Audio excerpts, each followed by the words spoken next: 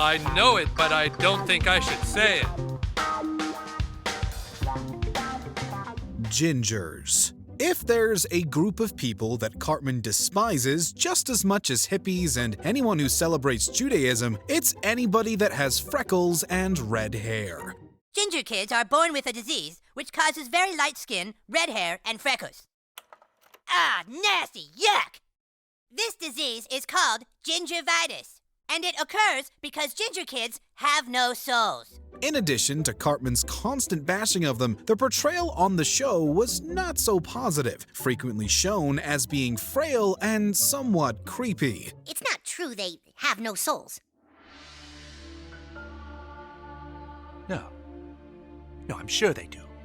The episode Gingers even inspired Kick a Ginger Day, a holiday high schoolers created so that they have a reason to physically torment students with red hair. The most offensive moment on the show may have been Cartman being distraught not because he realized he murdered his own father, but that he in fact had red hair. I mean, obviously I take after my mom, but I have the ginger gene inside of me. Dude, you killed your own dad, and you're worried about that? Special Olympics. It won't be easy, but nothing worth having ever is. Cartman pretending to have a disability in order to compete at the Special Olympics will go down as one of the most despicable things he's ever done. He goes so far as to adopt what he believes are their mannerisms and even wears a disguise. It's all super wrong and shows a complete lack of respect on his part. God damn you. The worst part may have been having his mom vouch for him when they register for the event, which doesn't go too well. I'm not sure. Sweetie, what is your condition? Fortunately, his plan completely backfires, and he struggles in all of the events and comes in last place. God damn it! Steve Irwin. Hey, Satan, you got a little problem. What? At his Halloween party, Satan confronts someone who he believes to be wearing a Steve Irwin costume. But the man reveals himself to actually be Steve Irwin. Oh, but then dude, no costume.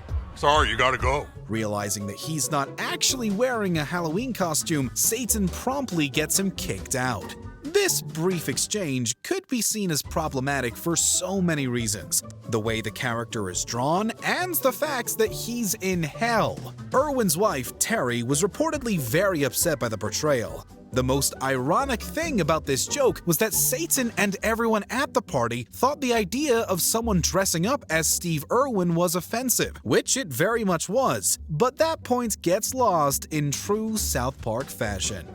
Japan.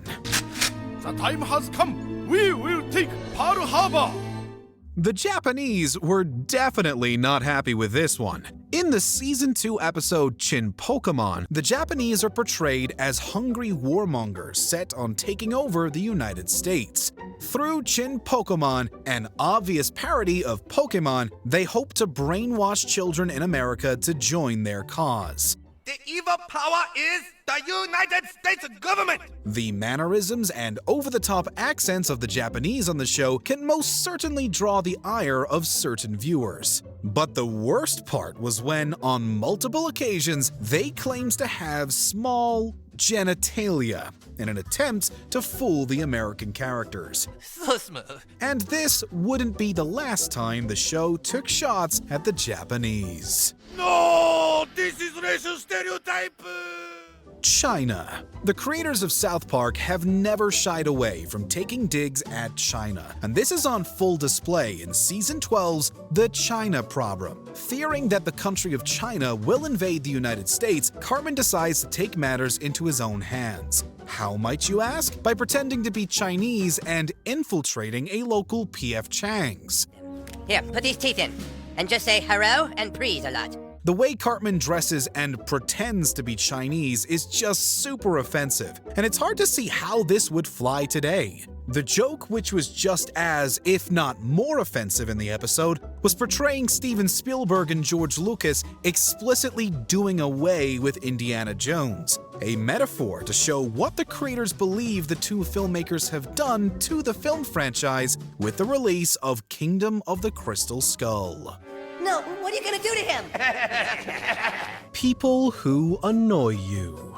Category is people who annoy you. With Apologies to Jesse Jackson was a critically acclaimed episode, being praised for its moral compass and exploration of the significance behind the use of the N-word in society. However, the inciting incident and joke that gets the episode's plot rolling is just about as brutal as it gets. Well, I know it, but I don't think I should say it. While this is not the joke's ultimate punchline, Randy's use of the word and the joke itself is still very much offensive. It strikes a nerve with everyone in town, and he ultimately becomes alienated. Randy's mishap is just straight up awful and as big of a fail as it gets. I can't believe you said the N-word on national television. What? Well, what was I supposed to do, Sharon? I thought I was gonna make $30,000. Rich people. Season 5's Here Comes the Neighborhood sees affluent, rich African Americans move to the city of South Park. One of the episode's two central plots centers on several residents who are not happy about this, and so they take several measures to steer them away from the town. Time to leave? T is for time to leave, Cash Chucker. While they state that they don't like them because they are rich, it's hard to see it that way, and we can't help but see a very dark double entendre. Seems like all of a sudden South Park is being overrun by those types. Hey, what are you saying? What types? You know, those types. Rich people. Oh. Add in the fact that the town dresses up as ghosts to scare them away, and then it all begins to feel so wrong. If we can't chase the Richers out, we'll spook them out! Yeah! By the episode's end, Garrison reveals that he in fact did all this for the worst reason possible. Cartman shoots Tolkien. Inside the red line is... That's my ground. He was on it. The World War Zimmerman episode from season 17 somehow finds a way to combine and parody both World War Z and the Trayvon Martin incident together in one wild and zany episode. Near the end, Cartman confronts Tolkien, and while it initially seems like he wants to make amends, he instead proceeds to shoot him. While the joke and the episode itself serve to highlight the unfairness and hypocrisy of the justice system, considering the controversy surrounding the death of Trayvon Martin and police violence toward African Americans, the joke can be deemed as somewhat insensitive. You're having nightmares about the ending to World War Z again? Yeah, so bad. That's what's bothering you? Not the fact that you're a murderer? Jury found me innocent, cow. The worst costume and fan club ever. Cartman dressed up as the German dictator Hitler not once, but twice. Where'd you get that? My mom made it. Isn't it cool? No, it's not cool! The first time, Principal Victoria tries to fix this by giving him a ghost costume. And we all know what that usually ends up looking like instead in South Park. And let me just make a few quickie alterations, and there you go, young man. The second time, although not donning the mustache, he wears the costume again when leading the Mel Gibson fan club. The clueless members who join the group are oblivious to Cartman's true intentions and simply follow along. Oh, this is fun! The joke was clearly intended to show the naivety of these individuals, but it was offensive nonetheless. And if that wasn't bad enough, they never actually realized what they were doing, as they only begin to suspect how problematic the club really is after seeing how bonkers Mel Gibson is in person.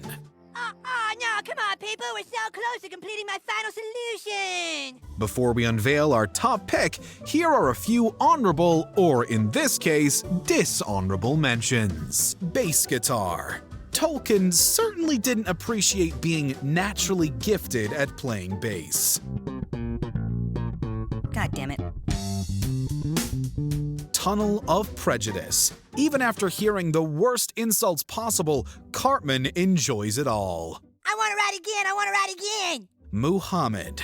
Even if they only used him to comment on censorship, the mere mention of this prophet had thousands outraged. Stanley, Muhammad is sacred to the Muslim people. Ever since those cartoons in Denmark, the rules have changed. Nobody shows an image of Muhammad anymore. Syrian refugees. Offensive or an accurate portrayal of a certain former president?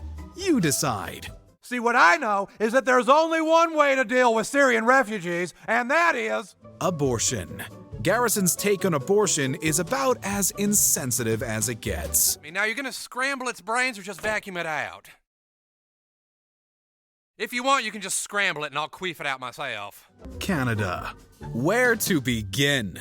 South Park has taken shots at Canadians time and time again in several episodes. I'm not your buddy, friend.